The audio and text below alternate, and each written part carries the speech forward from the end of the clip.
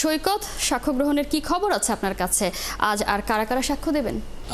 কিছুক্ষণ আগে কিন্তু আন্তর্জাতিক অপরাধ ট্রাইব্যুনাল একে আপনি জানেন যে জুলাই গণঅভ্যুত্থানে যে মামলাটি প্রথম দায়ের হয়েছিল ক্ষমতাচ্যুত প্রধানমন্ত্রী শেখ হাসিনা, সাবেক স্বরাষ্ট্র প্রতিমন্ত্রী আসাদুজ্জামান কামাল ও সাবেক আইজিপি চৌধুরী মামুনের বিরুদ্ধে, সেই মামলায় কিন্তু আজকে সাক্ষী দিতে দৈনিক আমার দেশের যে সম্পাদক মাহমুদুর রহমান তিনি এসেছেন। যদিও এর আগে বলা হয়েছিল জাতীয় নাগরিক এনসিপির যে আহ্বায়ক নাহিদ ইসলাম আর মাহমুদুর রহমান মান্না তারা দুজন আজকে আসবে, তবে আজকে সকালে প্রসিকিউশন থেকে জানানো হয় শুধু মাহমুদুর রহমান মান্না আসবে এবং তিনি 10:30 নাগাদ ট্রাইব্যুনালে আসেন।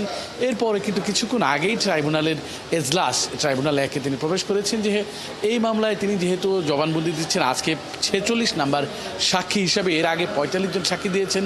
চৌধুরী মামুন যিনি এই মামলা আসামি পরে রাজসাক্ষী হয়েছেন, তিনি ছাড়া অন্য যে 44 জন সাক্ষী সবাই কিন্তু শেখ হাসিনা সহ 3 আসামির বিরুদ্ধে সর্বোচ্চ শাস্তি দাবি করেছেন, আর চৌধুরী মামুন দোষ স্বীকার করেছেন। আজকে এই মাহমুদুর রহমান যেই জবানবন্দি দিবেন, ইনি এর আগে এই ট্রাইব্যুনালের যে তদন্ত কর্মকর্তা তার কাছেও একবার জবানবন্দি দিয়েছিলেন। আমরা যতদূর জেনেছি তিনি 6 পৃষ্ঠার যে জবানবন্দি দিয়েছেন, সেই জবানবন্দিতে শেখ হাসিনার সরকার আমলের পুরো বিষয়টাই তিনি তুলে ধরেছেন।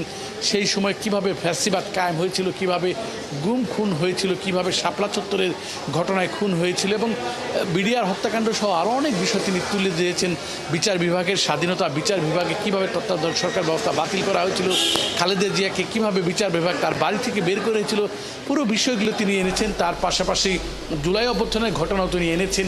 এর বাইরে ট্রাইব্যুনাল 2-এ কিন্তু আজকে আশুলিয়া মামলার সাক্ষ্য গ্রহণ হবে। গতকালকে আশুলিয়া মামলায় চিফ প্রসিকিউটর তাজুল ইসলাম সূচনা বক্তব্য দিয়েছেন। সব মিলিয়ে বলা চলে যে আজকে আন্তর্জাতিক অপরাধ ট্রাইব্যুনাল 1 এবং ট্রাইব্যুনাল 2 দুটোই কিন্তু খুবই গুরুত্বপূর্ণ দুটি মামলার শুনানি হচ্ছে।